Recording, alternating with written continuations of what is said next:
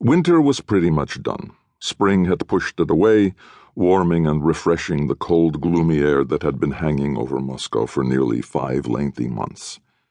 It almost felt as if people's hearts were also waking up and thawing out. Here and there one could see hints of sparse and unexplainable smiles, occasionally dressing up the faces of the previously gray and seemingly indifferent street crowd.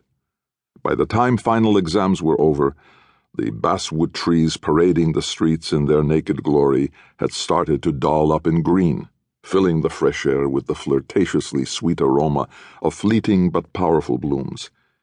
In a little while, white petals covered the sidewalks, pretending to dress the city streets for graduation day. The new school was like a breath of fresh air. Everything seemed different.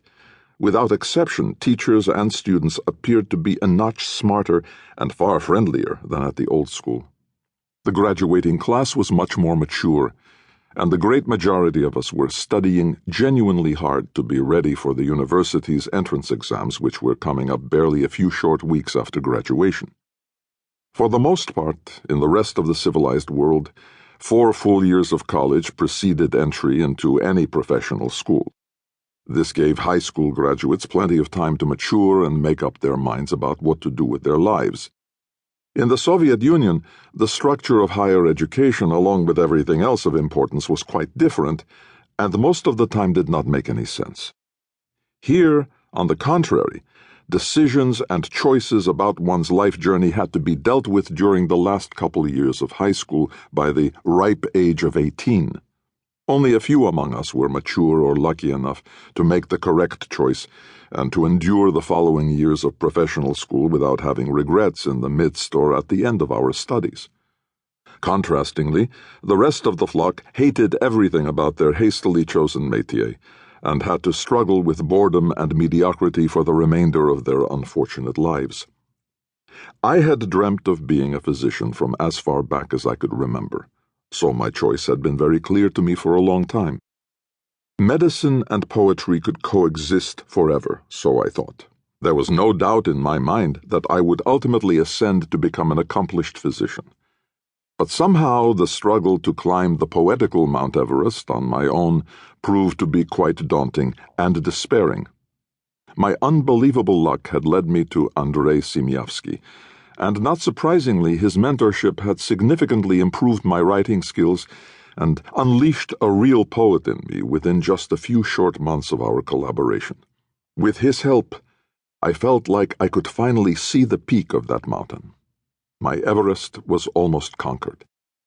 I was totally enthralled by the seemingly endless view from the imaginary top of my literary future, which was filled with a burning desire for upcoming recognition and well-deserved fame. Little did I know then. Andrei and I spent a lot of time together. My aunt was worried that I would neglect my studies and that it could have a negative effect on my grades. "Alex, you have to keep your grades up. Only straight A's will guarantee your acceptance. There is a quota on the number of Jews allowed to be accepted into medical school. It is not just a rumor.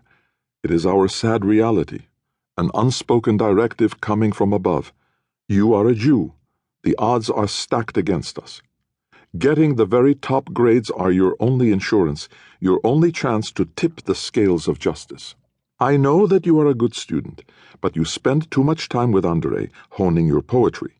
Do not neglect your studies, I beg of you." "Auntie Anna, stop tormenting yourself," I argued. "I get straight A's, and I will continue to do so, trust me. But I love my poetry, and Andrei has opened my eyes to such an intricate side of it. I've had an unbelievable time writing under his tutelage.